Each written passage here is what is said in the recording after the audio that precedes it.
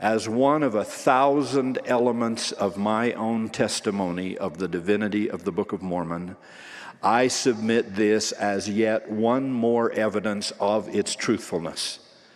In this, their greatest and last hour of need, I ask you, would these men blaspheme before God by continuing to fix their lives, their honor, and their own search for eternal salvation on a book, and by implication a church and a ministry they had fictitiously created out of whole cloth?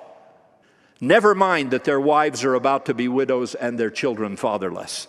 Never mind that their little band of followers will yet be houseless, homeless, and friendless, and that their children will leave footprints of blood across frozen rivers and an untamed prairie floor. Never mind that legions will die and other legions live, declaring in the four quarters of this earth that they know the Book of Mormon and the church which it espouses it to be true.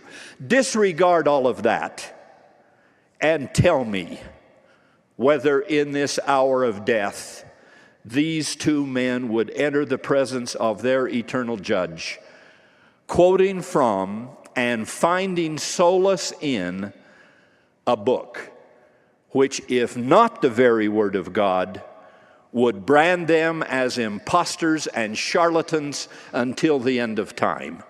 They would not do that. They were willing to die rather than deny the divine origin and the eternal truthfulness of the Book of Mormon. For 179 years, this book has been examined and attacked, denied and deconstructed, targeted and torn apart, like perhaps no other book in modern religious history, perhaps like no other book in any religious history.